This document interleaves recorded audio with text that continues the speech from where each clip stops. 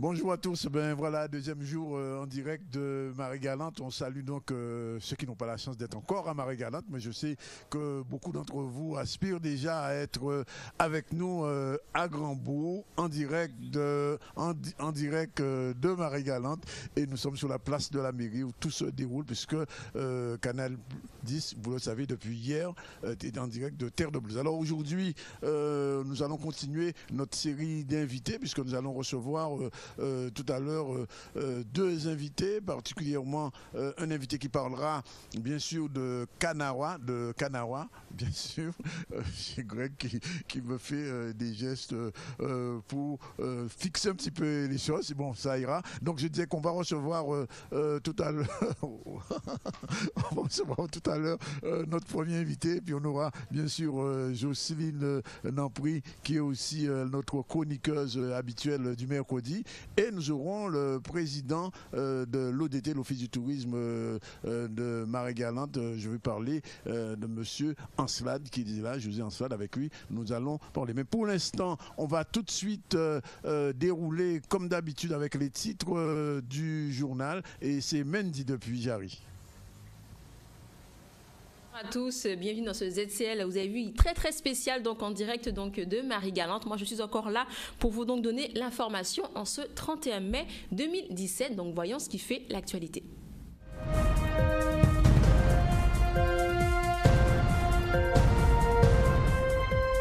Et le procès d'Élie Domota fait déjà couler pas mal d'encre. De nombreux barrages ont été érigés sur plusieurs axes routiers, notamment au niveau de la zone de Jarry. Nous y étions pour vous. Vous verrez ces images dans quelques instants. Et hier soir à 18h30, à la salle des congrès et des arts vivants du Memorial Act, se tenait une conférence débat dans le cadre de la clôture des commémorations des événements tragiques de mai 67. Et enfin, voilà 25 ans que la Fédération de toutes les associations sportives et culturelles des écoles privées catholiques de Guadeloupe existe. Et bien, plus de 2500 élèves étaient présents pour participer à cet événement. Nous le verrons en fin d'édition. Et sans plus tarder, l'actualité donc de ce mercredi 31 mai, le procès donc d'Élie Domota qui provoque pas mal donc de manifestations, de blocages, notamment au niveau de la zone de Jarry. Donc de nombreux barrages ont été érigés sur plusieurs axes routiers. L'enseigne BMW a également été barrée par les syndicalistes. Je propose de voir ces images signées Anne-Elisabeth Arsène.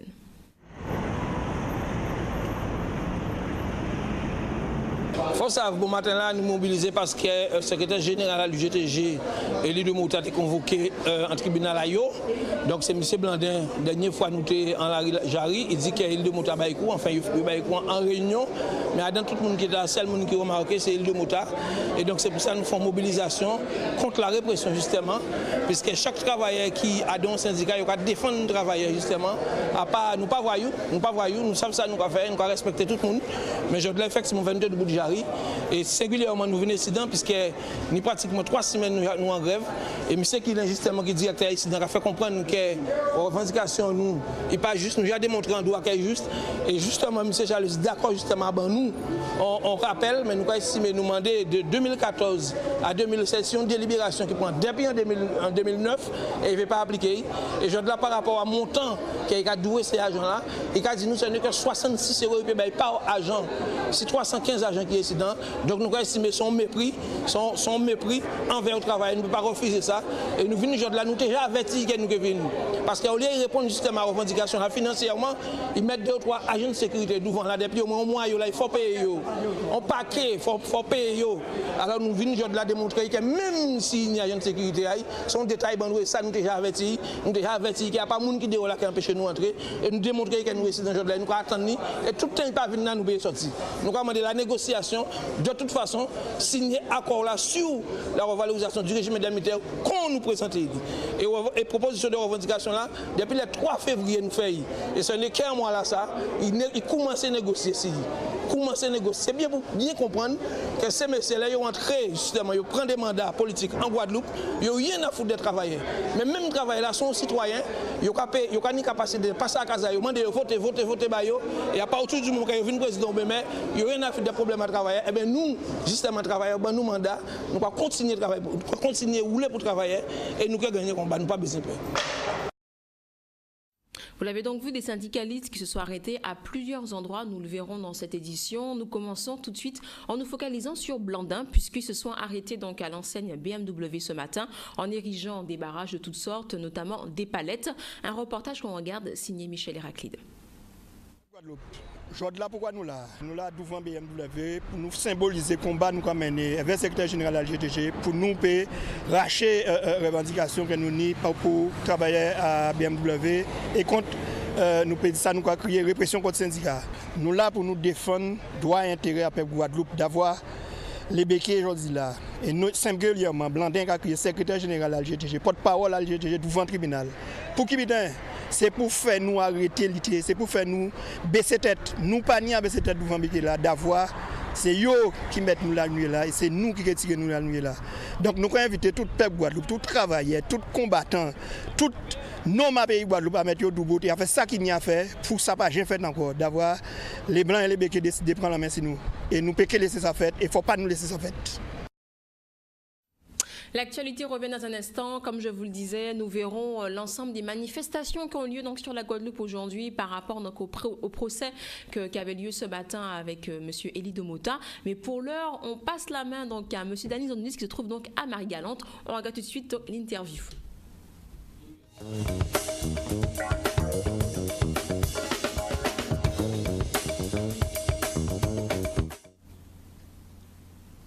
Voilà.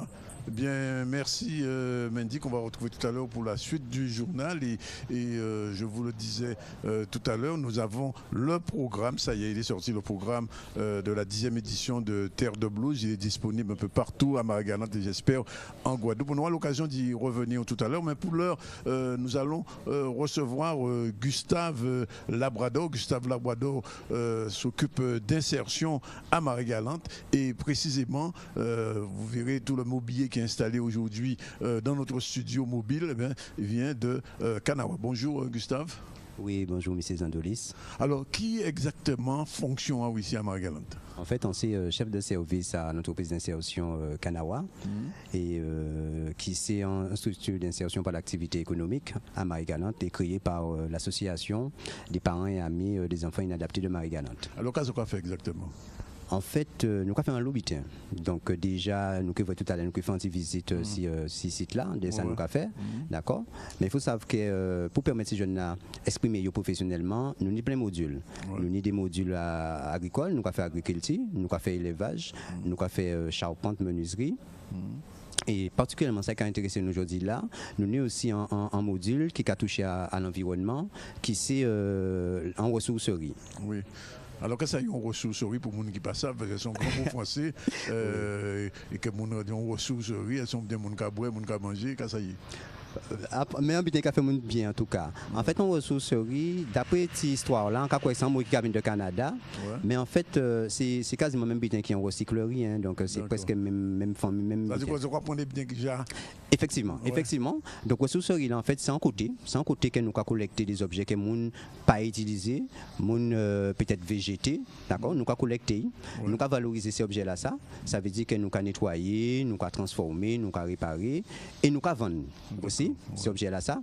Donc, nous pouvons vendre, et ça qui est particularité à la ressourcerie là, c'est que nous avons un prix très bas, d'accord? Parce que c'est des objets de seconde main, et c'est en seconde vie que nous avons ces objets-là, ça. D'accord. Par exemple, tablaï là, ces autres qui fait Oui. Avant de parler, parce qu'en fait, notre fonction aussi que ressourcerie là, c'est en fonction pédagogique ou éducation à l'environnement. Donc, nous avons sa sensibilisation qui est en fonction fondamentale. Ça veut dire que non seulement que nous avons fait toutes ces étapes en cité là, mais quand même, c'est important que nous comprenions la démarche là. Et donc, c'est ça, nous avons qui sensibilisation.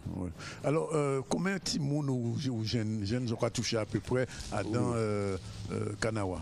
Oui, il faut dire aussi, tranche d'âge là, pas d'Italie là, mais tranche d'âge là, qui est de 16 à 30 ans. Donc, c'est des jeunes et des hommes et des femmes. D'accord? Donc, en globalité, si les différents modules, nous, grosso modo, 25 jeunes quand même. D'accord? Et pour ressourcerie là, lui-même, nous avons 10 jeunes en contrat d'insertion. D'accord. Alors, c'est tout on en est. Alors, là, on vient de rentrer côté ça. Combien de temps il a fait dans la ressourcerie là? En fait, tout ça dépend des jeunes là aussi. tout ça qui dépend des jeunes là. Des projets. Non seulement ça aussi, parce que des jeunes, la plupart des jeunes aussi qui viennent, des fois, ils n'ont pas de projet, d'accord. Et déjà, pas oublier un contrat là, contrat déterminé d'insertion là. Ça qui est intéressant quelque part aussi là-dedans, c'est que ces jeunes-là, déjà, ils ont duré, peut-être ils peuvent venir pour 4 mois, et ça va jusqu'à 24 mois. Donc, logiquement, ils ont au-delà de 4 mois à 24 mois avec nous. L'agent a ces bitins-là, je crois, fait là, je crois recycler.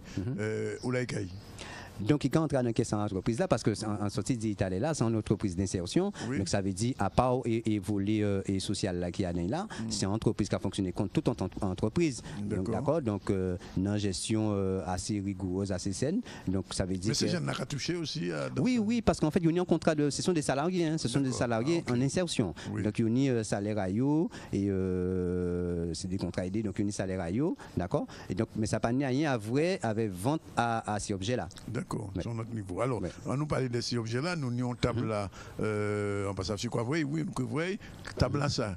On l'a sorti, qui j'ai arrivé là, Oui, déjà, table là, ça, une anti-histoire. C'est des tables que nous avons récupérées. Par exemple, des structures de l'école, des administrations, d'accord, ou bien un monde lambda qui fait débarrasser d'un table ou d'un n'importe quel objet. Hein. Donc, nous récupérer, d'accord, il était dans un plateau, nous changer plateau là, il était plus haut, nous scier PI. Pourquoi nous scier PI? Parce qu'en fait, nous tenions un client, en fait, ils sont en assistante maternelle, et était présentable pour Timoun. Donc, ils ont une table là, ça m'a petit. Donc, ça nous fait nous scier. Mais en tout cas, ce qui est intéressant dans la table là, ça veut dire qu'on c'est morceau bois là, ça, c'est la lamelle de bois là, ça, c'est des lames de palette, nous récupérer, d'accord. Et c'est aussi des lames de bois à tout venant que nous avons récupéré et que nous avons baillé en seconde vie. D'accord. Alors, nous avons fait une petite visite. Ah, ça, oui, je suis invité, Timo, oui, rapidement. Il faut mettre mes coups à côté. Ouais. Vous dites que c'est du recyclage. Moi, je dirais même que c'est de l'upcycling parce que vous prenez un objet, vous le valorisez, un objet en fin de vie, vous le valorisez avec tout ce qu'il y a. Donc, en même temps de dire que c'est seulement du recyclage et de le mettre et de le vendre à bas prix, non, ça on lui donne une autre valeur propre. Hein. Voilà, c'est important ça qu'on dit là parce qu'en fin de compte, nous pouvons même parler de recyclage, nous pouvons parler de réutilisation et de détournement. Ouais. Parce que ce que vous voyez un autre objet qui est là pour là, il marque Moufoisé. Moufoisé, en fin de compte, c'est marque en nous. C'est changement d'état, c'est marque en nous. C'est ça, effectivement. C'est nous transformer. C'est un moufasage, voilà. Donc tout ça nous a créé normalement et on y a un petit logo là sans l'air, c'est un moufasage que nous a fait. Et c'est sa particularité à ressourcerie là, ça veut dire que ces objets là que nous recevoir là, ça veut dire que c'est des déchets. Donc soit au capé réemployer, ça veut dire que nous mettre en magasin, nous laver, nous mettre en magasin pour même utilisation. Ou soit nous réutiliser, ça veut dire que sans récupérer table là ça ou bien récupérer pour ça, en bas une autre fonction. En pas jeter, l'idée c'est ça pour nous. Donc en fait c'est qu'on parle, on l'a dit rien ne se perd, rien ne se crée. Voilà. Ah non, nous il voit ça qui n'est là parce que il y a une série de meubles que nous servi nous décor justement. Absolument. Et nous avons visité ça avec monsieur Labrador. Alors premier bitin alors sont pas nous qu'est-ce qu'on fait veille là? Nous faisons un tabac veille. En fait, pas nous là, ça. Et sans continuer à remercier monsieur Jean-Pierre Baudin, qui c'est un des responsables à la DDE, c'est la DDE, mais qui, nous gracieusement, c'est pas nous là, ça. D'accord? Et au lieu de jeter des voyelles Guadeloupe, recyclés, donc nous trouvons l'idée de faire un tabac veille. D'accord? Donc ça, on a qui peut restaurer tranquillement. Alors, je prends pas nous là et en bas, ils ont mis. Voilà, ça, on voit là, ni chute à palette, ni la ma palette. Avenue aussi restant à des poteaux de charpente que nous récupérons et que nous fait pied à table la veille. Alors, nous quoi là, on mobilier là sont belles chaises, des belles chaises. Alors, expliquez-nous décrètement ça. Oui, en fait, ça aussi c'est des dons. C'est des dons, c'est en particulier qui nous ça, ok. Il était comme ça. Non, il pas comme ça, il pas tenir ça et nous customiser. En fait, là nous baillons en valeur ajoutée, d'accord. Donc on a ça l'éco-design.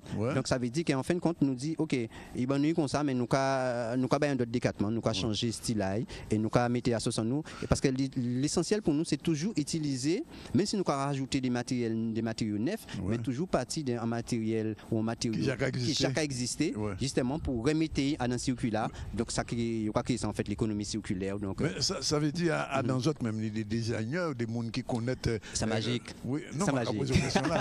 C'est magique parce qu'en fin de compte, et c'est ça qui est intéressant. Et et nous avons découvert en fait et que jeunesse en nous aussi, ni plein de talent caché et que c'est simplement il y a besoin des espaces de support pour permettre d'exprimer d'accord. Donc ça c'est des jeunes aussi qui ont créé, il y a effectivement des encadrants techniques d'insertion qui ont guidé donc qui ont certaines directives, d'accord, parce que obligatoirement faire unir personnel là ça, mais il y a librement exprimer d'accord avec ces encadrants techniques là, chaque monde a porté l'idée à et ça a ça en résultat. Et là c'est un catamaran, c'est un catamaran avant en bas et puis là c'est en mahogany, tout tout ça c'est mahogany, d'accord. Nous ça a montré quelque part aussi, nous pas obligé loin, nous peut rester en pays nous-mêmes, nous peut fonctionner et nous peut créer une économie à partir de ça nous. Alors on note mobilier nous pas fini, ni chaise là ça. Alors chaise là ça bonne histoire. Oui, monsieur Andonis, 6 ans les. Ah ben réciser volontiers, réciser. Oui, 6 ans les. Parce que ça a révouillé quelques années en arrière, c'était chaise l'école. Chaise l'école à Timon, voilà. Donc nous avons regardé assise là, le dossier là était abîmé, ça a été fait avec bois pain, bois poirier et ça nous refait assise et en dossier avec palette. D'accord. Et donc là nous peut réinjecter dans circuit sans aucun problème. Ça on dit là parce que monsieur Labrador, faut savoir que ni moun ka regarder nous là actuellement Guadeloupe, Martinique, Guyane en France. Quand on dit au lieu jeton 8 prend contact avec les autres. Oui, absolument, fait prendre contact avec nous, déjà nous avons une page Facebook qui Bokan Kanawa, vous tapez Bokan Kanawa et couvre déjà tout ça nous qu'a fait et toute actualité en nous, d'accord. Vous pouvez prendre contact aussi avec nous en numéro quand c'est le 0590 97. Nous bailler enfin nous bailler 33 47, d'accord. Donc vous pouvez joindre nous et pour une information aussi, il faut dire que nous avons une boutique La Pointe. Nous avons boutique là, c'est boutique Bokan Kanawa. Il y a Bergevin ou à Pôle emploi, collé avec Pôle emploi. Donc et la particularité à boutique là ça aussi, c'est ces jeunes qui travaillent dans boutique là ça aussi, c'est des jeunes qui en formation non qui déficients, c'est des jeunes déficients, d'accord, qui sont en situation de handicap et que en fait, boutique là, ça a servi de support pédagogique pour aussi insérer professionnellement. Alors, ni des bancs. Là aussi, alors moi, que c'est ces premiers là. Au précisant les. Oui, au précisant les bancs. Oui, en cas aussi. Quelqu'un bien, mais en fait, c'est des bancs pour des timons aussi. Tout ça, c'est des matériaux de récupération parce que là, regardez, support à là, c'est en fait un morceau deck, nous couper, nous récupérer. Et ça, c'est des palettes aussi. Mais c'est des bancs qui avec table à nouvelle là. C'est en fait, c'est une commande que en assistante maternelle fait nous pour y mettre timons cisé. Donc, ça veut dire que nous pouvons aussi créer des mobiliers pour des professionnels. Alors, quand poser une question là, qui relation zone avec Casablanca? Nous pas ni pour relation directe, mais c'est même c'est même travail là que nous avons fait. Et sinon que nous appartenons à réseau de ressourcerie France, d'accord, qui nous au moins plus de 120 ressourceries qui ni en Guadeloupe. C'est celle-là. Et n'y a pas ni pour en Guadeloupe. Non, pas ni pour en Guadeloupe. Pas ni pour en. Exclusif là. Oui, nous exclusif parce qu'en fait, il faut dire aussi quelque part nous à titre expérimental, d'accord. Et là nous cas rouler en sens là pour que en fait ça nous a fait une conclusion et j'ai conclusion aussi parce qu'en fait nous très fréquentés parce que nous sommes en boutique à Saint-Louis en passant nous une temps peut-être agité en les c'est là l'atelier en nous lié. On est fort d'ailleurs parce que c'est important. Alors nous dernier meuble nous pas vrai c'est d'après moi, il casse mon tabac à l'école en temps longtemps. Effectivement, ça tabac à l'école en temps longtemps. Ouais. À invité au assisé. Et nous en direct. Alors toujours en direct. Mais tout ça, a un sens bien spécial parce que en fait, nous créons ces mobiliers là, ça dans le cadre d'un festival là, d'accord. Parce que qui est basé en fait, si on pas trompement, thématique là, en entour à Guitty-Rolien. Oui, d'accord. Centenaire, ouais. Centenaire. Et si tu entends, vous pouvez dire. Voilà, et non seulement ça parce que ça a rappelé un poème, Seigneur, je ne veux plus aller à l'école. Donc l'idée c'était ça. L'idée c'est ça. Donc nous participons thématique là ça pour présenter, pour créer ces objets là ça à partir d'objets de récupération que chaque monde nous et que les collectivités aussi et nous gracieusement. Alors en cas où lancer appel là nous descendre l'année monde donc qui est intéressé par ça c'est des monde ça fait ressources là ben je peux prendre contact avec eux monsieur Labrador qui ou bon nous numéro téléphone là et Facebook là Et donc, alors, téléphone là pour le monde qui a regardé là et qui n'y dévié mes boulets, il y a jeté en poubelle, qu'est-ce qu'il a fait? Absolument. Donc, ça, il a fait, il a crié nous, hein, parce que déjà, la population maïgana est au courant de procédure là, d'accord? Donc, il a appelé et nous avons venu à Casa, gratuitement récupérer ces objets-là. Donc, il a appelé nous 0590 97 33 47, d'accord? Ou bien, il a crié directement sur portable 90 81 79. Et nous avons des jours de collecte bien spécial, lundi, mardi, il y a connaître que nous avons venu à Casa récupérer. Donc, parce que nous voulons, en passant, si on y temps expliquer ça aussi, ça c'est en partie de ça nous avons fait. Il faut dire aussi que nous aussi, nous faisons un conventionnement avec un éco-organisme qui c'est écologique. En fait, c'est un organisme en France. Donc, il a traité tout ça, nous avons des 3 heures. C'est-à-dire déchets d'équipements électriques et électroniques. Ça veut dire qu'on a un vieux frigidaire, on a une vieille machine à laver, on l'a jeté au bolari. Nous avons récupéré. Donc, ils mettent des bennes à disposition pour nous. D'accord?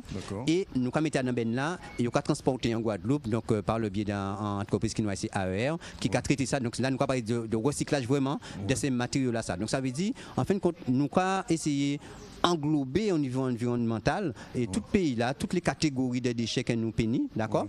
Et donc ça veut dire aussi quelque part que mon qui n'est en frigidaire, qui n'est aussi même en télé, qui pas fonctionner, tout ça nous a récupéré. Ils auront travaillé pour fond d'autres métiers. Nous payons travailler, mais au moins nous ni un partenaire qui a recyclé, qui a retravaillé, nous avons Guadeloupe et il a travaillé. Donc l'idée que l'idée en nous c'est de venir à zéro déchet, nous crois que ça déchet ultime, rapprocher le plus possible de déchets, il fait que Marie-Galante vient en lilette belle et propre en fait. Nous savions qu'on outils qu'on a tout le monde mis et qu'a jeté souvent, c'est téléphone portable. Après 2 ans, téléphone portable en général, il est mort. Est-ce que même là aussi, ils auront fait travailler là ça aussi? Un cas peut-être un petit scoop, M. Zandelis, parce qu'en fait, et c'est ça, nous avons une réflexion là ça, parce que aussi nous avons un partenariat avec l'école de la deuxième chance. Donc si des projets comme ça, d'accord, avec des lilettes à Caraïbes là, donc nous savons qu'il y a une lilette à Caraïbes là qui en fait qui en besoin, mais l'idée aussi quelque part, il ne faut pas nous faire n'importe bitin. Ça veut dire qu'il ne faut pas nous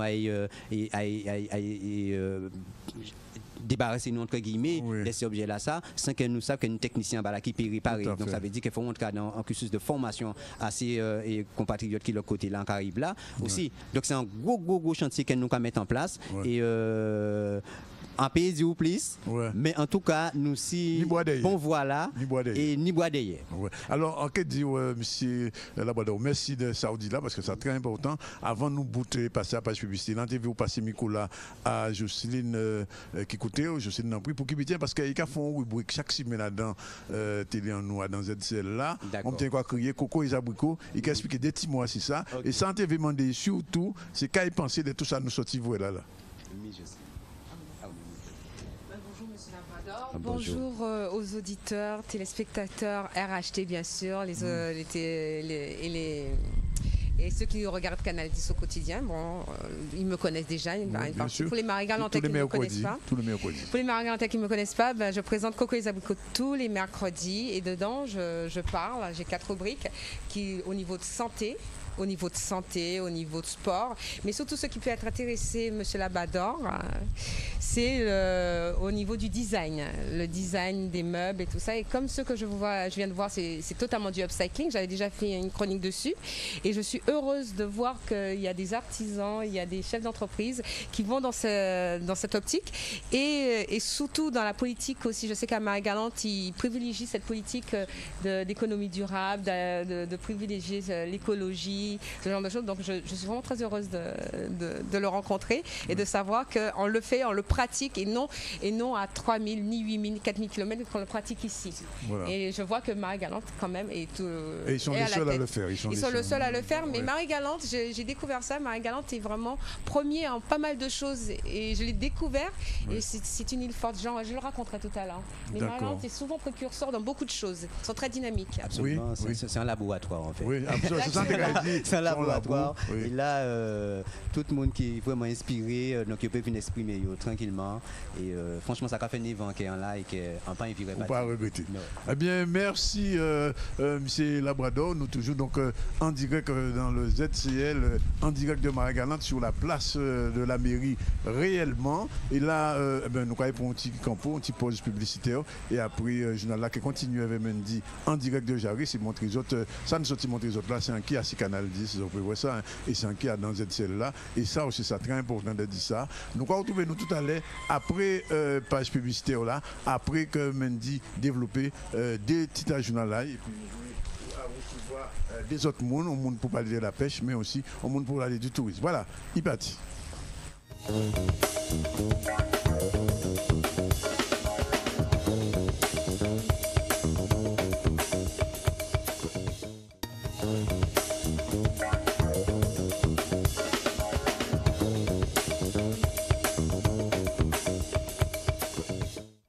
De retour dans ce ZCL qui est en direct également de Marie-Galante avec Dany qui y est déjà, avec la chroniqueuse également Coco et Zabrico. Je parle de Jocelyne Nampry. Mais avant donc de voir cette chronique qui va nous parler de Marie-Galante, faisons tout de suite un rappel des titres. Alors je vous le disais, le procès d'Élie Domota fait déjà couler pas mal d'encre. De nombreux barrages ont été érigés sur plusieurs axes routiers, notamment dans la zone de Jarry où les syndicalistes se sont arrêtés à Blandin mais également aux routes de Guadeloupe. Et hier soir à 18h30 avait lieu à la salle des congrès et des arts vivants du Memorial Act une conférence débat dans le cadre de la clôture des commémorations des événements tragiques de mai 67. Et on terminera avec du sport, avec les 25 ans de la fédération de toutes les associations sportives et culturelles des écoles privées catholiques. Ça, ce sera donc en fin d'édition. Et je vous le disais, de nombreuses mobilisations. Les syndicalistes se sont arrêtés à Blandin, mais également du côté des routes de Guadeloupe, qui, vous le savez, est toujours en grève. Ils attendent justement l'intervention de M. Harry Chalus, président de région, et ils appellent justement à son intervention immédiate. On écoute ce reportage signé Michel Héraclide. Ce matin-là, nous menons une action pour faire Chalus revenir sur la table de négociation. Nous avons rappelé, nous avons demandé révalorisation à régime indemnitaire qui a existé à route Guadeloupe. Révalorisation là, nous demandons à revaloriser si 2014, 2015, 2016 jusqu'à aujourd'hui là. Parce qu'il faut savoir que le régime indemnitaire là, ça a existé depuis 2009. Et depuis 2009, il faut jamais subir pas de révalorisation. Donc aujourd'hui là, nous menons une action pour faire entendre que nous sommes toujours en grève et que nous là qu'à attendre le président de la Guadeloupe, qui c'est Harry Chalus, puis revenir avec nous en l'état de négociation. Et hier soir, donc à la salle des congrès et des arts vivants du Memorial Act, s'est tenue une conférence débat dans le cadre de la clôture des commémorations de l'abolition de l'esclavage, plutôt des événements tragiques de mai 67. Eh bien, la région Guadeloupe donc donnait une conférence sur le thème les événements de 1967 en Guadeloupe. Quelle lecture peut-on en faire 50 ans après les faits? Une rencontre qui était animée par René Bélénus, historien, docteur d'État en histoire et membre de la Société d'histoire de la Guadeloupe et directeur également du collège de Versailles à Basse-Terre. Nous, au Conseil régional, on veut lutter contre l'amnésie collective et c'est la raison pour laquelle justement on favorise la constitution d'une mémoire collective, notamment en favorisant ce genre de manifestations commémoratives, manifestations autour de débats, autour de célébrations. Et mai 67 est un peu une tâche sur le passé guadeloupéen. C'est un point sombre, un point noir de notre histoire et qui malheureusement n'a pas suffisamment été évoqué en un certain nombre de lieux et je dirais même d'une manière générale. C'est la raison pour laquelle nous avons pris cette initiative en cette année du cinquantenaire et on ne s'est pas trompé puisque l'affluence que l'on peut constater ce soir atteste bien qu'il y a un besoin, il y a une attente, que les Guadeloupéens ont besoin de savoir ce qui s'est passé ces 26 et 27 mai 67 et qu'il y a vraiment un besoin de se retrouver autour de ces événements-là et d'arriver à savoir la vérité, à se constituer vraiment une vérité à partir de ces événements-là. C'est une question qui divise. Mai 67 on est qu'aux prémices de la recherche sur cette question. Autrement dit, il faut s'attendre à ce que chaque historien va arriver avec des documents et développer une théorie qui sera combattue par un autre. Donc vous savez, personne n'est totalement d'accord sur tout. Mais bon, globalement, on sait à peu près maintenant comment les choses se sont passées, en gros. Il faut ce genre de débat pour que les idées puissent changer, pour qu'on puisse savoir pour qui, pourquoi, comment. Le pour qui, le pourquoi et le comment. Et on n'arrive pas souvent parce que les idées sont dispersées, mais quand même, chacun peut revivre cela. C'est difficile. Parce qu'au moment où une affaire se passe, on est trois là, chacun donne une version différente. C'est bien la spécificité. On voit un accident, chacun donne une version différente. Alors, figurez-vous, 50 ans après, des gens qui n'étaient pas là. Parce que j'ai là un programme de Mornalo, il y a 30 ans, mais les 3 maires qui ont présidé sont morts déjà. Et là, ce soir, monsieur a parlé de gens, mais ils sont tous morts. Qui ont parlé de la vérité, ils sont tous morts. Donc, imaginez-vous qu'il y a 50 ans, que les gens qui avaient 50 ans étaient relativement jeunes, mais 100 ans, ils sont ou bien en EHPAD ou bien ils sont morts. On va reprendre l'actualité dans un court instant. Le temps donc d'accueillir Danick avec son invité, et pas n'importe laquelle, la chroniqueuse donc, qui est à Marie-Galante. Je parle de Jocelyne Laprie.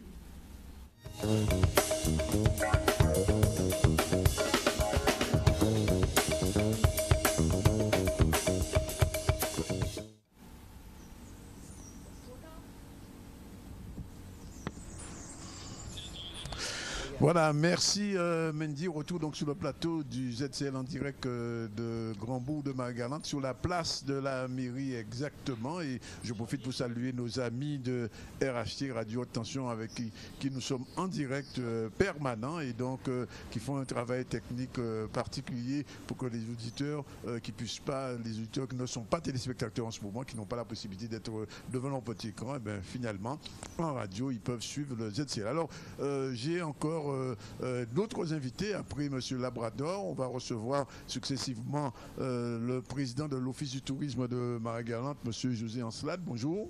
Bonjour. On va recevoir aussi Axel qui est président de l'AMA, c'est bien ça, l'association AMA PMG, et qui a invité un pêcheur qu'elle va nous présenter. Il faut parler dans le micro. C'est Jean-Pierre Colonneau. Monsieur Jean-Pierre Colonneau qui est pêcheur, qu'on a repêché d'ailleurs, qui était à côté, mais c'est de bonne grâce. Et bien sûr, notre chroniqueuse de Coco Isabuco, Jocelyne, qui est déjà là et qui parlera tout à l'heure de Marie-Galante, qui nous fera un petit topo sur l'historique de Marie-Galante. Voilà, un coup de cœur. Voilà. Alors, tourisme, on va en parler. Première question, toute simple. Hein. Quel est l'état de l'accueil touristique à Marie-Galante en ce moment, monsieur Anstan? Je dirais perfectible.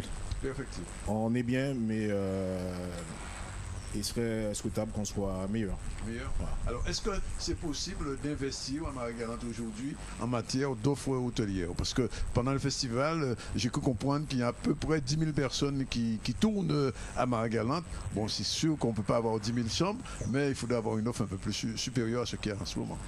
Oui, on est bien d'accord là-dessus. Le problème, c'est que pendant la période du festival, c'est 4 jours. Oui. Et lorsque vous investissez, il faut être en mesure de rentabiliser sur toute l'année. Sur toute l'année. Oui. Et donc, c'est ce problème qui se pose aujourd'hui à Marie-Galante. On a des périodes très riches en fréquentation. C'est quelle période en dehors du festival? En dehors du festival, on a la période touristique qui va de décembre à avril. À avril, et on a quelques manifestations fortes que sont la fête de Grand-Bourg, le marché de Noël où on a un peu plus de fréquentation et bien évidemment le festival. Donc aujourd'hui, quelqu'un qui veut investir à Marie-Galante se pose forcément la question de la rentabilité. Oui. D'accord. C'est quelque chose qui est possible, mais en même temps, il faut parallèlement qu'on mette en place une politique de de marketing, de vente de la destination, qui puisse générer suffisamment de fréquentation. Je vous dis ça pourquoi? Parce qu'en réalité, l'Office du tourisme de la Guadeloupe, ce qu'on appelle le CTIG aujourd'hui, parle beaucoup des îles de Guadeloupe. Et parmi ces îles de Guadeloupe, il y a bien sûr les îles du Sud. Je parle de Désirade, les Saintes et Marie-Galante. Alors, est-ce que depuis que ce slogan des îles que nous aimons, etc., a été lancé, ça a dynamisé le tourisme à Marie-Galante? On ne peut pas le nier. Parce que le CTIG communique au plan national, au plan international. Ce sont des communications que nous, avec nos moyens, on ne peut pas faire. Donc il est indéniable que la contribution du CTIG nous est profitable. Oui. Ouais. Alors aujourd'hui, quelle est l'attractivité de Marie-Galante? On ne va pas parler du festival maintenant, on parlera du festival en deuxième partie. J'ai bien compris. Mais en ce qui concerne, vous savez, on est vu en ce moment en France, on est vu en Martinique, on est vu bien sûr en Guadeloupe et en Guyane. Alors un Martiniquais ou un Français de l'Hexagone qui voit cette émission, qui se dit bon, je voudrais bien venir à Marie-Galante, ou un Guadeloupéen qui vit depuis longtemps, il peut venir ici, qu'est-ce qu'on proposer pour il a venir à Marie-Galante? Déjà, on va proposer au niveau de l'accueil, parce que bon, Marie-Galante est connue pour être une terre d'accueil, une population chaleureuse. On a le sens de l'accueil. Donc, je pense que vous l'avez depuis le temps que vous fréquentez Marie-Galante. Vous-même éprouvé. Oui, ça, je peux confirmer. Je confirme. Alors, on a non seulement ça, mais aussi on a un patrimoine assez diversifié sur le plan historique, culturel et naturel. On a des sites, nombreux sites à visiter. Et puis il y a aussi la découverte de l'aspect culinaire, des plats traditionnels de Marie-Galante. C'est quoi le plat traditionnel de Marie-Galante? Il y a le bébélé. Non, mais vous posez la question de me charrier. Non, pas pour moi, pour les gens qui nous écoutent, qui ne savent pas. Non, le plat traditionnel et le plus connu, c'est le bébélé. C'est le bébélé ou le chaudage finalement? C'est le bébélé. Mais le bébélé. Voilà, historiquement c'est le bébélé et puis le chaudage, qui est aussi une spécificité marie-galantaise. Et même mondial, on peut dire. On peut dire ça, comme ça, oui. Alors, il y a une autre spécificité, c'est les Touloulous. On peut même dire ça. Les Touloulous? Oui. Les Touloulous, c'est Tibet là. Oui, c'est Tibet, on va pas de boîte de c'est Tibet là. Oui. Ok, oui, il y a aussi cette spécificité, mais qui correspond à une période, parce qu'il n'y en a pas toute l'année. Oui. Voilà. Alors, on vient à Marie-Galante pour voir le paysage, mais aussi il y a des plages à Marie-Galante. Oui. Il y a des plages à Marie-Galante et la particularité, c'est qu'on a des plages sur les 3 communes. Oui. Alors à Saint-Louis, on a des plages connues comme Lanscano, comme la plage de Vieux-Fort, la plage Moussic. À Cap-Esther, on a la Feuillère, qui est une plage très fréquentée durant la période touristique. Même trop paraît-il. Parce que j'ai même que comprendre qu'il fallait un petit peu, en ce moment, laisser cette plage à se reposer un peu. On n'a pas la même lecture, mais enfin bon, c'est l'ARS qui disait ça. C'est l'ARS qui disait ça. Pour la qualité de l'eau, il y avait quelques petits problèmes. C'était l'année dernière. Ouais. Très bien. Bon, j'avais pas cette information. Oui. En dehors de ça, donc à Grandbourg, nous avons la plage du 3e pont, qui est aussi très fréquentée. Et d'ailleurs, on va utiliser cet espace cette année pour faire un camping. Pour pallier justement à l'absence de... Enfin, pas l'absence, mais enfin au manque d'hébergement. Voilà. Alors, le circuit touristique Marie-Galante type, c'est lequel? Parce que je me souviens il y a quelques années, il y avait des cars, des bus qui offraient un circuit Marie-Galante. Ça n'a pas changé, il y a toujours des bus, il y a des prestataires qui proposent des circuits diversifiés. Il faut juste pour cela que les demandeurs s'adressent à l'accueil de l'Office du tourisme, parce qu'on a beaucoup de prestataires qui sont adhérents chez nous et qui proposent une diversité de services à l'attention des visiteurs. Alors l'autre aspect, c'est qu'il faut développer le tourisme à Marie-Galante, il faut créer une offre hôtelière suffisante, mais de l'autre côté, garder le côté marie-galantais de Marie-Galante, c'est-à-dire cette authenticité. Est-ce que au niveau de l'office, vous réfléchissez à ça? Parce que j'ai cru comprendre que pendant plusieurs années, il y avait un véritable, on va dire une problématique. Les gens disaient faut faire l'hôtel, d'autres disaient pas trop. Alors le juste milieu, c'est quoi? La politique touristique de Marie-Galante est depuis le 1er janvier confiée de par la loi Notré à la communauté de communes, à la CCMG. Et donc la présidente de la CCMG est très claire par rapport à ça. Nous, ce qu'on veut mettre en place, c'est un tourisme balnéaire qui tient compte à la fois de notre patrimoine culturel et qui est un patrimoine préservé et authentique. Donc tout ce qui va se faire autour du tourisme tiendra compte de ces éléments-là. Alors c'est tourisme ou écotourisme? Écotourisme. Écotourisme. Oui. Donc pas d'hôtel à 200 places, 200 chambres à Marie-Galante, c'est pas prévu ça? Parce qu'il y a eu une polémique là-dessus aussi, vous le savez, même avec Golf et compagnie. Alors est-ce que ce sont des projets qui sont restés des projets ou bien qui vont voir le jour? Ce sont des projets qui sont restés des projets parce que jusqu'à présent, on n'a pas de golf à Marie-Galante. Oui. D'accord, ce sont des projets qui ont été proposés à une certaine époque. Aujourd'hui, ce n'est pas d'actualité. Maintenant, on ne peut pas présager de l'avenir, mais en tout cas, aujourd'hui, au moment où je vous parle, et compte tenu de la politique que nous comptons mettre en place à Marie-Galante en matière touristique, c'est pas d'actualité. Alors, l'autre problématique marie-galantaise, je la pose à tous les responsables avec qui je m'entretiens sur ce plateau, c'est faire revenir des Marie-Galantais à Marie-Galante, puisque l'île se dépeuple, et ça, c'est un vrai problème. Il se dépeuple dans un sens et il se peuple dans un autre sens. Je pense qu'on doit vous demander de préciser. Oui. Bon, on va dire, il y a beaucoup d'étrangers qui entrent à Marie-Galante, des exogènes comme on les appelle, oui, qui viennent s'installer, qui achètent des terres, et dans le même temps, des Marie-Galantais qui quittent Marie-Galante et qui s'installent en Guadeloupe, en France, enfin un peu partout. Et ça, c'est une problématique. Ouais, j'ai connu Marie-Galante avec environ presque 30 000 habitants. Aujourd'hui, nous sommes à 11 000. Que faire pour faire revenir ces gens à Marie-Galante? J'ai pas la solution, mais enfin bon, j'ai quelques idées. Alors d'abord, ce problème concerne les Marie-Galantais. D'abord, c'est à chaque Marie-Galantais de prendre conscience qu'il a un rôle à jouer dans son pays. Et que dès que c'est possible, il faut qu'il fasse le nécessaire pour pouvoir revenir au pays. Et même s'il n'est pas là en permanence, il peut être là d'une manière différente, en étant là ponctuellement, en investissant à Marie-Galante, en apportant sa contribution aux personnes qui sont en place et qui manifestent beaucoup de volonté pour pouvoir faire avancer le pays. Si on arrive déjà basiquement à faire ça, ça peut être quelque chose de bien.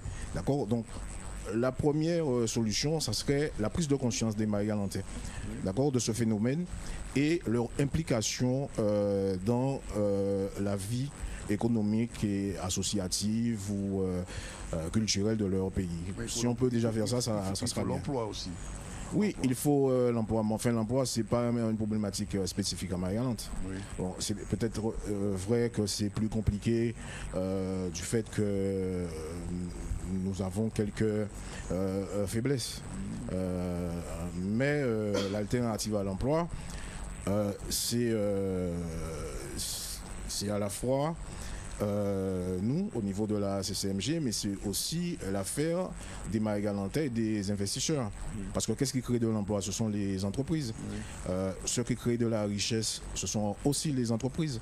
Ce qui crée de la valeur ajoutée, ce sont les entreprises. Donc aujourd'hui, au niveau politique, nous n'avons pas les moyens de faire à la place des entreprises. Les politiques ne créent pas d'emploi, ça c'est clair. Donc, voilà, mais créent les conditions. Alors, parmi les conditions, est-ce que CCMG, on a parlé de Marie-Galante, zone franche? Ça a été à l'ordre du jour au moment? Depuis qu'on est là, ça fait 2 ans qu'on est là, ça n'a pas été clairement à l'ordre du jour, mais il va falloir de toute façon qu'on y arrive à un moment ou à un autre. Bon, ça fait 2 ans qu'on est là, c'est sûr qu'on n'a pas abordé toutes les problématiques, mais ça va arriver à un moment ou à un autre. Maintenant, on va poser le problème. Forcément, on va en parler. Il faut juste savoir que c'est pas nous nous n'avons aucune possibilité d'agir concrètement dessus. Parce que la zone franche, c'est l'affaire de l'État. Oui, tout à fait. Mais enfin, si la demande est faite, oui, elle est étudiée. Bien sûr. Parce qu'il y a des zones franches. Alors, venons un peu sur le programme de Terre de Blue, 18e édition. Je le disais hier à Camille Pélage et à M. Monsieur Poulier, quand ce festival a été créé il y a 18 ans, vous allez sûrement le confirmer, les Marie-Galantais étaient un peu sceptiques, dit ouais, qu'est-ce que nous avons fait là, etc. On ne sentait pas une prise de conscience de l'intérêt économique de ce festival. 18 ans après, dans 2 ans, ça va être la 20e. Comment les Marie-Galantais et les commerçants perçoivent ce festival? Je crois qu'il y a eu une grande évolution de ce point de vue-là, puisqu'aujourd'hui, on peut dire, sans risque de se tromper, que les Marie-Galantais se sont appropriés ce festival. Alors, il y a plusieurs façons de le mesurer. Il y en a beaucoup plus qui participent, qui viennent au concert, et il y en a beaucoup plus qui s'investissent autour du concert. Alors, lorsqu'on est arrivé il y a 2 ans de cela, alors, il y a ce qu'on appelle les afters. Oui. Mais avant les afters, il y a même les before. Oui, maintenant j'ai constaté qu'il y a les before. Bon, ben, c'est bien. Hein, c'est une preuve que les gens s'intéressent vraiment. Ils sont avant et après le festival. Il y a le before, l'after, il va manquer le between. Le between. Le between, c'est le festival. Oui, le between, c'est le festival, d'accord. Alors, ce festival draine une grosse foule étrangère. Alors, la question, je sais que ça n'a pas été mesuré, hein, l'évaluation n'a pas pu être faite. À l'époque, on en a parlé, c'est l'époque des Décimus, on parlait d'évaluation. Mais les gens qui viennent au festival, d'où viennent-ils? Uniquement de la Guadeloupe ou bien au-delà? Non, on a des personnes qui viennent au-delà de la Guadeloupe. On a beaucoup de Martiniquais qui fréquentent le festival. Il y a des Français qui fréquentent le festival. Il y a quelques Caribéens également qui fréquentent le festival, puisque le festival est connu dans toute la Caraïbe, en France et ailleurs aussi, oui, puisqu'on est diffusé dans les pays africains. Donc, est-ce qu'on peut dire aujourd'hui qu'il est devenu un festival international? On peut dire ça, oui. En concurrence avec ce qui se fait tout près à Dominique ou à Saint-Lucie? Oui, à Dominique, on peut le dire sans risque de se tromper. Et donc, la fréquentation, elle est comment? Elle est croissante ou bien elle est stagnante? Je veux dire, sur 18 ans qu'on fait le bilan, comment on peut qualifier l'évaluation qu'ici, elle pouvait être faite?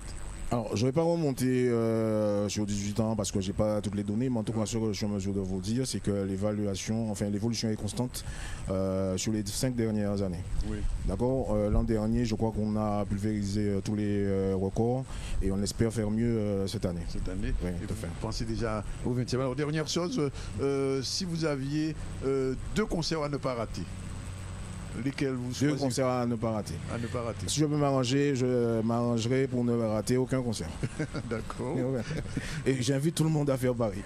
Alors, à l'ODT, on vend encore il y a une billetterie à l'ODT? Ah oui, alors c'est l'OTMG, l'Office du tourisme de Marie-Galante. Oui. On vend des tickets, des billets, mais on vend aussi des goodies, les t-shirts comme celui que vous portez. Alors, je ne l'ai pas acheté, mais il faut me l'apprêter. Oui, mais c'est normal. Oh. C'est normal, mais ceci ne vous empêche pas de venir nous voir pour en acheter pour vos poches. On va en ramener en Guadeloupe. En tout cas, voilà. Monsieur Ansadon, vous remercie. Voilà, merci beaucoup. Alors, je voudrais quand même signaler, voilà, en dehors de la programmation de Murat, nous avons ce qu'on appelle le festival OFF qui se passe à Grandbourg. Nous avons également un village Caraïbe qui ouvre vendredi et qui va durer pendant le festival jusqu'à lundi. Ouais. Alors là, les commerçants présentent et les artisans leur savoir-faire. Et il y aura également de l'animation pendant toute la journée. Et on va clôturer avec le groupe New Look lundi soir à partir de 19h. Mais rassurez-vous, Canal 10 sera présent sur le festival, mais aussi sur le village. Et nous aurons l'occasion de donner la parole à tous ces gens qui vont, dont on voit encore les chapiteaux qui ne sont pas encore pourvus. Mais enfin, d'ici demain, nous savons que tout le butin qui entre en place. Donc ne vous inquiétez pas, nous l'avons ça. On vous remercie beaucoup. Alors, on va revenir donc sur Marie-Galante avec Jocelyne Nampry. Bonjour Jocelyne. Bonjour. Prenez votre micro quand même, c'est mieux avec le micro. C'est mieux avec le micro. Hein. Oui. Bonjour Danick, rebonjour téléspectateurs et auditeurs de RHT. Alors vous avez fait le déplacement, vous venez jusqu'à Marie-Galante. Eh ben oui. Je dis jusqu'à Marie-Galante. Franchement, c'est à 30 km des côtes. Ouais, c'est la porte à côté. Mais c'est vrai que je suis venue à Marie-Galante dans une autre optique. Parce que d'habitude, on vient à Marie-Galante comme tout un chacun. On vient passer un week-end, on découvre la plage, se détendre. Oui, certes. Mais en venant en tant que chroniqueuse sur le festival, donc je me suis posé une question, mais qu'est-ce que Marie-Galante. Tout à fait. Voilà, découvrir Marie-Galante et faire découvrir aux Guadeloupéens, pas aux Marie-Galantais bien sûr, ce serait leur faire offense, mais faire découvrir aux Marie-Galantais, mais qu'est-ce que Marie-Galante, quelle est son origine, voilà, pourquoi elle a autant de force et c'était un coup de cœur. Et d'attrait, bien sûr. Et c'était vraiment un coup de cœur. Donc, et c'est ce que je veux faire partager. La réponse, qu'est-ce que Marie-Galante? Marie-Galante, c'est une superbe île. On la surnomme l'île aux 100 moulins, la Galette, et bien nommée. C'est l'île aux belles eaux aussi. Elle peut faire concurrence à la Guadeloupe, bien sûr. Elle a été chantée par Laurent Voulzy. Et c'est d'où. Et par Patrice Ullmann aussi. Oui, certainement. Oui. Il y a une belle chanson qui s'appelle Marie-Galante. Oui, et avec cette chanson a été primée lors de la course du BPE là, en 2007, dont la destination était Saint-Nazaire, Marie-Galante, et donc ça a été l'hymne de la BPE. Et depuis, il y a eu le jumelage entre la Marie-Galante et Belle-Île-en-Mer. C'était la si bien nommée Belle-Île-en-Mer. Donc Marie-Galante, c'est une super ville. Elle a été découverte, depuis le 3e siècle, ses premiers habitants c'était les Arawaks, bien sûr, donc tout le monde le sait, d'où le manioc qu'on connaît si bien en Cassave, en Crojac, on a gardé cette culture. Ensuite, les Caraïbes sont venus, d'ailleurs les Arawaks appelaient l'île Tulucaïra. Tulucaïra, et plus tard on l'a appelé Aïchi aussi. Voilà, et Aïchi, c'est les Caraïbes qui l'ont dit, Aïchi, et vous savez qu'est-ce que ça veut dire Aïchi? Dites-moi. Terre de coton. Parce qu'il faut savoir que à Marie-Galante, on cultivait le coton. Et il y avait des indigoteries pour faire la fameuse teinture là, dont je parlais dans le jean, l'indigoterie, le bleu d'indigo. Et ils ont cultivé aussi le tabac. On n'en a plus, mais franchement, c'était une île très, très, très dynamique. Donc, mais qui lui a donné ce nom de Marie-Galante, bien sûr, je vous le donne en mille. Oui, celui qui a soi-disant entre guillemets découvert. Qui a découvert entre guillemets. Non, elle a été déjà découverte avant, elle existait avant. C'est Christophe Colomb. Il est simplement arrivé à Marie-Galante. Oui, il est arrivé. Bon, après, voilà, il est arrivé. Il est arrivé exactement le 3 novembre 1493 à Lens-Balais, à Grand-Bourg. C'est à côté. Et il a donné l'île de Marie-Galante du nom de sa caravelle, la Marie-Galanta. Et Marie-Galante est née, le nom est resté, Marie-Galante. Ensuite, il faut savoir que Marie-Galante longtemps était restée avec les Arawaks, bien sûr, et les Caraïbes. Et c'est en 1648 que le gouverneur Welsh a fait venir une cinquantaine de colons français. Oui.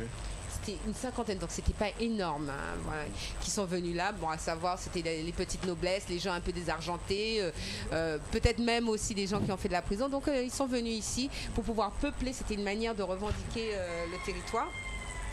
Et par la suite, on a fait venir, on a arraché aux terres d'Afrique les esclaves. Et c'est eux qui sont venus cultiver Marie-Galante. C'était les premières cultures de tabac, de ceci. Mais il faut savoir que la culture même de la canne, comme on connaît, c'était des Juifs hollandais qui, sous l'Inquisition, étaient chassés du Brésil. Et qui maîtrisaient vraiment l'art de la culture de la canne avec les moulins et tout ça. Et quand ils sont venus à Marie-Galante, c'est là qu'ils ont été, et c'est eux qui ont développé cette culture de la canne à sucre et comment extraire du sucre de la canne à sucre. Voilà. Il fait chaud, en effet. C'est vrai. Et on profite de prendre de l'eau en direct. Voilà, on boit de l'eau en direct, en effet. Et c'est eux qui ont fait ce système, qui ont développé ce système de l'exploitation de la canne à sucre. C'est hollandais. Du sucre aussi. Du sucre, voilà. Après, le système de distillation du rhum, c'est le père là-bas qui a vraiment amélioré ça. Mais la première chose, ce sont eux. Mais il faut savoir que Marie-Galante, c'était une île aussi qui était totalement enviée, que ce soit par les Hollandais ou les Anglais. À plusieurs reprises, à 3 reprises, les Hollandais sont venus piller, détruire les installations, même enlever les personnes qui y vivaient. Donc il y a eu leur repeuplement. Donc voilà. Alors, ensuite, c'est les Anglais qui se le disputaient à la France à 5 reprises. C'est des petites bagarres là, ils se sont venus. Souvent, on voyait des forts. Welsh certes a fait construire des forts comme des petits fortins pour protéger ses habitants, mais c'est vrai que c'était utile aussi pour lutter contre les Anglais.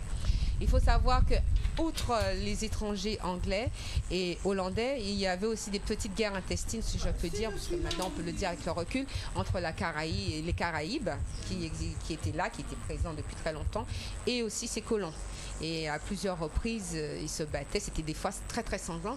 Et c'est seulement avec l'accord le traité de paix qui s'est déroulé à Basse-Terre, au niveau de la date, c'est dans les 1600 et quelques, là ça s'est arrêté. C'est 10 ans, disons que 1800, je ne me souviens plus. 1700, enfin, je me souviens plus, dans les 1600, et c'est là où vraiment il y a eu la paix entre vraiment les colons qui étaient ici, les esclaves aussi qui étaient là, et les Caraïbes. D'accord. Donc il faut savoir que Marie-Galante, la force qui sort de Marie-Galante, c'est par ses habitants. Sous cette île, à l'époque, dans les 1700 et quelques, près de 60% de la population était composée d'esclaves. Oui, de noirs africains. Ou de noirs affranchis. Donc c'était bien plus qu'une grande majorité. Donc je peux prendre un exemple. Sur 11 000 habitants à l'époque, qu'on recensait dans les 1700 et quelques, plus de 9 500 étaient noirs. Et c'est pour ça qu'il y a eu beaucoup de révoltes. Tout à fait. Oui. C'est pour ça qu'il y a eu... Oui. C'est pour ça qu'il y a eu beaucoup de révoltes, que Marie-Galante était vraiment dynamique pour revendiquer ses droits, même quand il y avait les affranchis, ils se revendiquaient leurs droits par rapport aux colons qui étaient là, qui les exploitaient. Oui, c'est sûr, on en a parlé. Ils ne se laissaient pas faire. Donc ils étaient vraiment dans cet esprit. Et c'est l'une des premières à être indépendante de 1792 à 1794, chose que pas mal de Guadeloupéens ne savent pas. Oui. Pendant cette période, pendant ces 2 ans, Marie-Galante a été indépendante parce qu'elle était républicaine. Et c'était sous le régime de la terreur, bien sûr, par rapport à l'île de la Guadeloupe, qui était royaliste. Donc déjà, elle marquait sa différence. Il faut savoir aussi, on parle de la mare aux ponches. Oui. La mare aux ponches, il y a plusieurs versions, bien sûr, de la mare aux ponches. Il y a d'autres personnes qui disent que c'est suite à la 2e abolition de l'esclavage, où les esclaves, pendant 2-3 jours, ont fait la fête, ils ont rempli. Et il y a une autre version, et je pense que celle-ci est la meilleure, c'est une année après l'abolition de l'esclavage, la 2e abolition. Voilà, qu'ils n'étaient pas contents, et ils ont revendiqué. Oui. Et là, après cette révolte, ils ont vidé tout le sucre et tout le rhum de l'habitation. Oui, par rapport à les deux motards. Oui. Et dans cette mare, et ils ont bu, ils ont fait la fête pendant 3 jours. Et certes, après ces 3 jours, comme ils étaient sous les méchés, là, ils ont fait des dégâts. C'était vraiment disons que c'était sanglant. Ils ont tué pas mal de monde. Donc je pense que là aussi, on voit le côté violent de la Marie-Galante, mais en même temps, il y a le côté authentique. Il y a pas mal de choses qui m'ont séduit dans cette île. Et je vois que vous êtes passionnée. Ah, je suis passionnée. Mais quand je suis passionnée, je parle. Et quand je suis arrivée, j'ai vu la protection. Ce qui est bien, c'est que parmi, avec le CCMG là, et Madame Edzol, le Marie-Galante est l'une des premières à être dans le système-là. Je crois qu'elle a eu un prix en 2007 par rapport à son effort sur l'écologie, pour le développement durable. Donc elle est dans cette optique-là, et en même temps en voulant préserver cette île. C'est-à-dire que oui, on avance, on est dans le progrès, mais on garde l'authenticité des Marie-Galantais, on garde leur sincérité, et c'est ce qui est bien, parce que l'île est magnifique. On n'est pas envahi par la pollution, par trop de voitures, et les gens sont vraiment authentiques. Un dernier mot, Justine. Et oui, mais un avant-dernier mot. Oui, plutôt un dernier, parce qu'on va devoir conclure là. Cette authenticité, c'est par les spécialités, je reviendrai après. Oui. Bon, mon dernier mot, c'est un grand merci. Je voudrais faire un grand merci à un Marie-Galantais que j'ai rencontré, qui s'appelle Sébastien Gaspard. Sébastien Gaspard de l'Institut Opal, et qui m'a mis en relation avec Cynthia, l'Institut Cynthia, qui a fait ma mise en beauté aujourd'hui, qui est une Marie-Galantaise de Capesterre. Et vous êtes très jolie aujourd'hui. Voilà, et je donne son numéro, Institut Cynthia, 0690 715 113. 0690 715 113. Elle est à la rue du Docteur Eugène Clède, à Capesterre. Elle est fantastique. Bien. Donc merci à tous les deux, Sébastien Gaspard et Institut Cynthia. Et merci aussi à Jocelyne pour sa chronique un peu spéciale, Marie-Galante. Oui, elle est vraiment spéciale. Je ne suis pas historienne, mais je voulais vraiment partager ça. Et on l'a bien compris, on vous remercie de l'avoir fait en direct. On va tout de suite se tourner vers Axel, qui est la présidente d'une association de marins pêcheurs et d'amis de Marie-Galante, c'est bien ça? C'est bien ça. Oui, alors en 2 mots, quelle est votre activité? Alors, je vais vous repréciser. L'association, c'est AMA-PMG. Oui, AMA-PMG. Association des marins et amis du pays Marie-Galante. D'accord. Alors, nous avons un volet culturel. Oui. Donc, nous faisons tout ce qui est préservation de l'environnement marin, découverte et valorisation du patrimoine maritime. Mais nous avons aussi un volet professionnel. Donc, nous avons pour objectif de défendre les intérêts des marins-pêcheurs. Alors, vous regroupez dans cette association AMA-PMG l'ensemble des marins-pêcheurs de Marie-Galante? Alors, l'ensemble des marins-pêcheurs ceux qui veulent y venir. Je ne demande que ça. Oui. Pour l'instant, nous sommes c'est l'appel. pas. Voilà, c'est l'appel à l'ensemble des marins-pêcheurs de l'île. Oui. Pour venir nous rejoindre. Nous avons une difficulté au niveau de l'association, c'est de fédérer les marins-pêcheurs. Oui. Alors, j'ai découvert qu'il n'y a pas qu'à Marie-Galante que c'est compliqué. Les marins-pêcheurs sont généralement des gens très individualistes, vous le savez. Exactement. Je l'ai découvert. Oui. Et nous essayons, à travers les actions que nous menons, de faire en sorte qu'ils viennent à nous. Oui. Surtout, généralement, c'est lorsqu'on a des problématiques, lorsqu'on est dans la difficulté qu'on se réunit. Tout à fait. Donc, on essaye de les faire venir avec nous pour qu'on puisse structurer la filière et puis faire découvrir au monde le monde de la pêche. Alors, justement, vous avez un pêcheur avec vous que vous avez emmené. Vous nous le présentez. On va lui demander pourquoi il a rejoint l'association et pourquoi les autres ne l'ont pas revu. Alors, j'aime à dire que c'est mon bras droit. Il n'aime pas trop ça. Oui.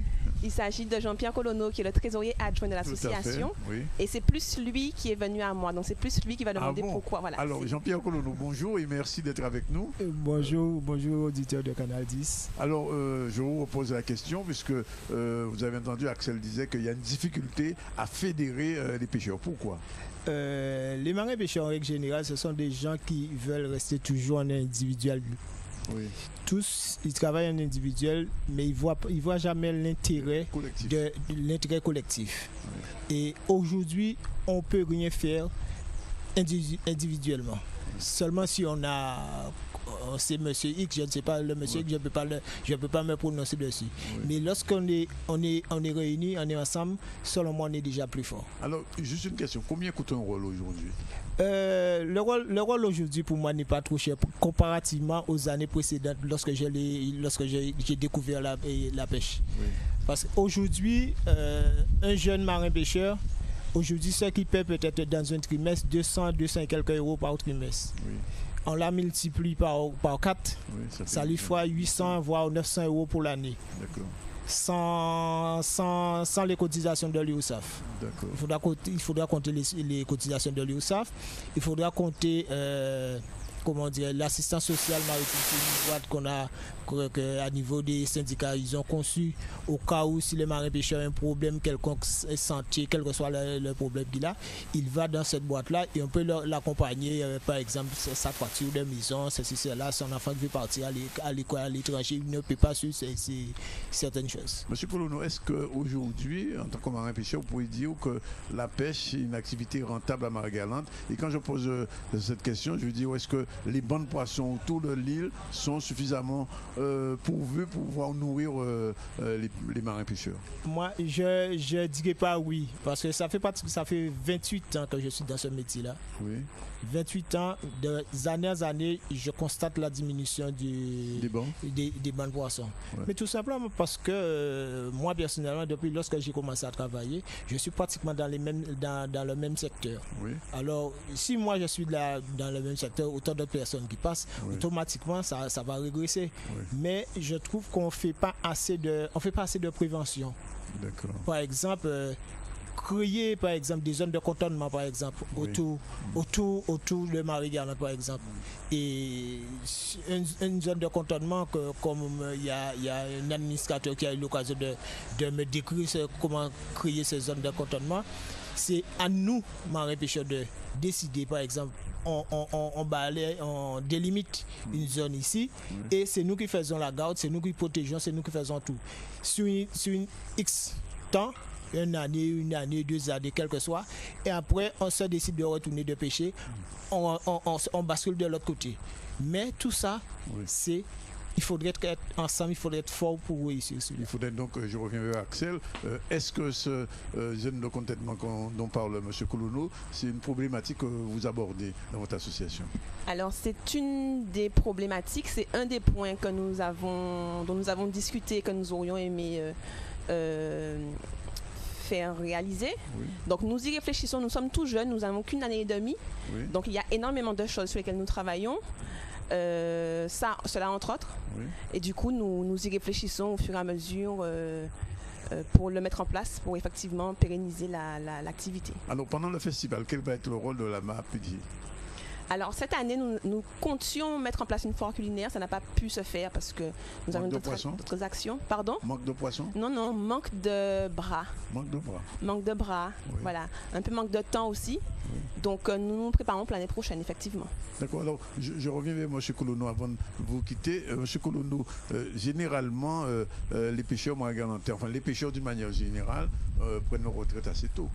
Oui. Oui.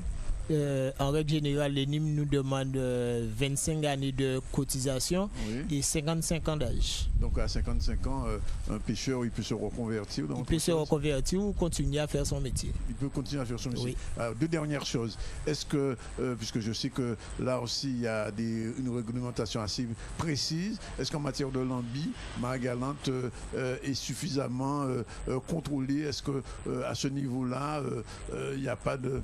Enfin, je dis de petits coquaniers qu'à essayer. Je vois où vous voulez venir. Oui. C'est tout comme partout.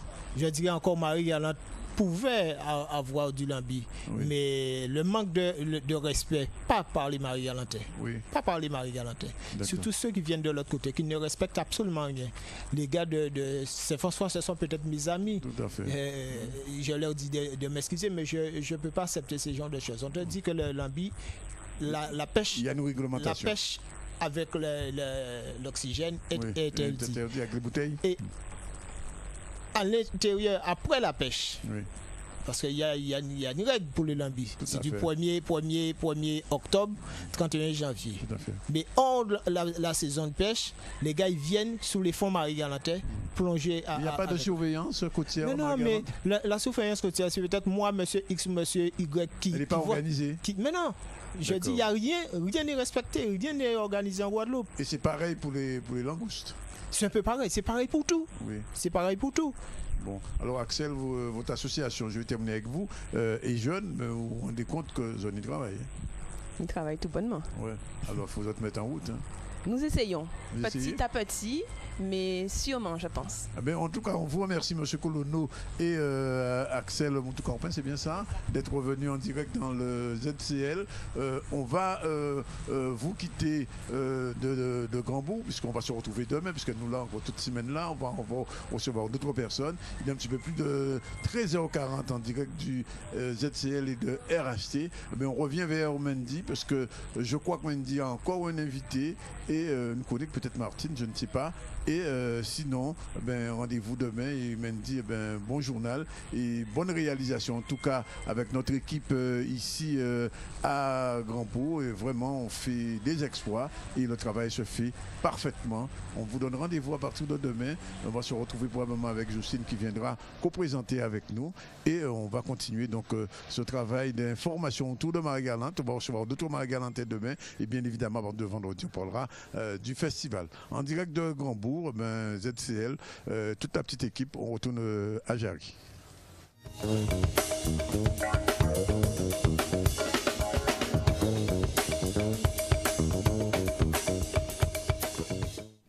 De retour au studio donc avec le dernier sujet, on va parler de sport, je vous le disais, voilà 25 ans que la fédération de toutes les associations sportives et culturelles des écoles privées catholiques de Guadeloupe existe. Alors près de 2500 élèves étaient donc présents pour participer à différents jeux, qu'ils soient innovants ou autres, avec la contribution de l'association Handisport. Ça se passait à Bémao, donc au centre Omnisport. Un reportage signé Anne-Elisabeth Arsène et Nicolas Hachi.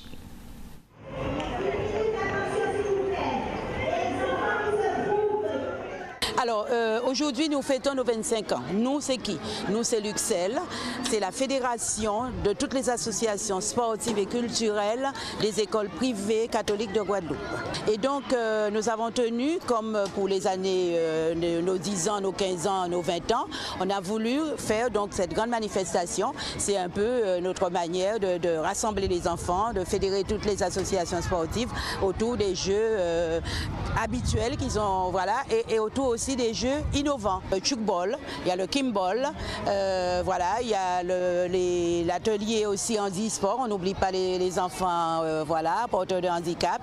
Il y a aussi l'association handisport qui a voulu aussi honorer, être là ce jour-là, et donc il y a des ateliers aussi pour les enfants. Toujours au mois de mai, nous faisons nos rencontres, donc nous avons donc 11 écoles, 11 associations de représentées autour, regroupant environ 2500 élèves.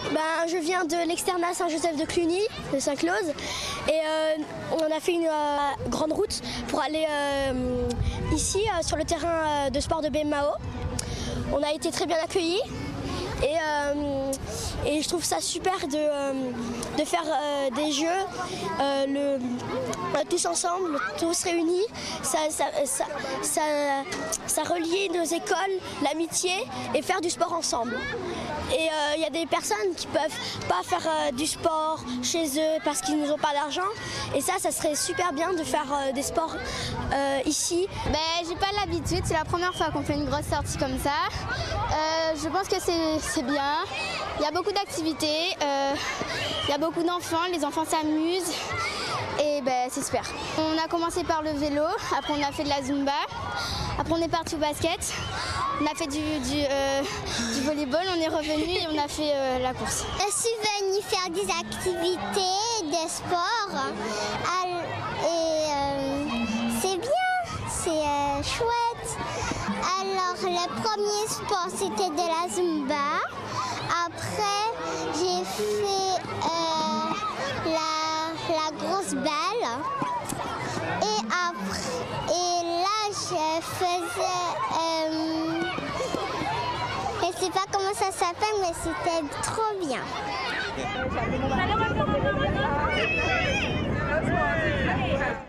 Voilà, c'était l'information de votre édition donc, du ZCL. Et avant de se quitter, on va partager quelques mots donc, avec notre chroniqueuse qui est avec nous, qui nous a rejoint, Martine Fazer. Bonjour.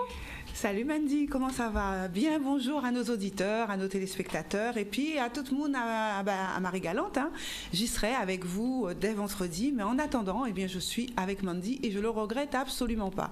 Sans oublier ce cher Zébris qui n'est pas rayé aujourd'hui, mais qui est bien avec nous, avec sa longue toison. Coucou Zébris. Bon, Terre de Blues, bien sûr, je vais vous en parler, mais avant de passer sur ce big event, j'avais envie de dire quelques mots sur un événement sur lequel je me suis rendue pour vous. J'y étais, c'est vraiment le cas de dire. Héritage, mémoire vivante, c'était la 3e édition. Je m'y suis rendue, j'y ai passé toute une soirée entre gros grains de pluie et musique déferlante, également entre danse, héritage, partage. Donc c'était un moment assez intéressant, assez étonnant. En tout cas, une belle opération, un bel événement réalisé par Neya Organisation, évidemment en partenariat avec la ville de Petit-Canal. La commune, là, a trouvé l'événement qui lui sent bien, voilà, qui va vraiment bien avec la ville. Donc, concert, exposition, échange, partage, artisanat, tout ça y était. Et puis, sur le thème de Tribal Soul, eh bien, moi, j'ai pu assister à un spectacle de danse vraiment haut en couleur, réalisé par la compagnie Jock. Et vraiment, là, c'était magnifique. Le lieu était blindé de personnes qui étaient venues pour le dernier concert, qui malheureusement n'a pas pu se faire puisque la pluie s'en est mêlée et je n'ai pas non plus vraiment compris pourquoi ce concert qui aurait pu être peut-être reporté un petit moment après la pluie a été totalement annulé, avec quand même de belles pointures qui nous attendaient. Lauriane Zachary, Jean-Michel Rotin, Métis, Missy Zadig. Eh bien, je suis restée... j'ai pas pu assister à ce concert. Mais heureusement, la danse était là et on s'est régalé. Donc en tout cas, bravo pour ce bel événement. Et puis là maintenant, nous allons faire la même chose avec le festival Terre de Blues. Tu y seras aussi, Mandy? Oui, j'y serai dès demain. On se verra là-bas. Moi, j'y serai dès vendredi pour ce Terre de Blues 17e édition et qui va commencer le 2 juin prochain. Bien évidemment, alors vous avez l'habitude maintenant qu'il y a des grandes scènes le samedi et le dimanche. Et puis on commence avec les scènes qui se trouve directement sur le port, là où on se trouve le village, le village avec tous les exposants, avec l'artisanat, avec la culture locale, avec évidemment des bonnes choses à boire, à manger, à découvrir, des bijoux, enfin il y en a pour tous les goûts. Et puis bien sûr, à partir de ce vendredi soir à l'habitation Murat, les plus beaux concerts qui commencent. Nous aurons des groupes que nous connaissons puisque c'est une scène cette fois-ci caribéenne, avec donc Dissonance par exemple, que vous connaissez, 30 ans de musique pour Dissonance. Merci à la Technique de Canadis qui a su œuvrer dans des conditions pas faciles. Et puis vous aurez d'autres surprises encore, mais vous aurez aussi le groupe Akio parmi les groupes qui passeront le 2 juin. Et puis bien, sans oublier bien évidemment Ronnie Théophile. Je ne vous l'ai pas donné dans l'ordre, mais vous savez que ce sont ces concerts-là. En tout cas, Ronnie Théophile, le voilà. Donc attendez-vous comme d'habitude à un showman. Avec lui, plein de flamboyance, plein de spectacles. Ensuite, je vous l'ai dit, Dissonance. Il y aura Akiyoka. Il y aura également un groupe, d'autres groupes, voilà, qui vont se réunir ce soir-là avec Malika Tyrolien également, qui se réuniront sur cette scène. Ensuite, le 3 juin, toujours à l'habitation Murat, vous allez avoir des concerts comme celui de Bobby Rush, blues. Là, ça va être un grand moment, j'en suis certaine.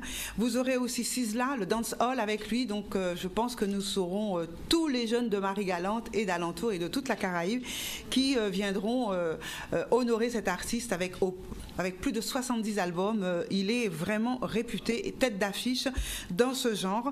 Et puis, nous aurons Compay Segundo. Alors là, c'est un grand moment pour moi que de rencontrer à nouveau ce groupe mythique de danse latine, de salsa et vraiment de cette musique compas, de sol, mais je suis déjà vraiment tout est émerveillé de pouvoir à nouveau les rencontrer. Je les ai entendus à Cuba, mais là ça sera encore un grand moment sur notre terre à nous.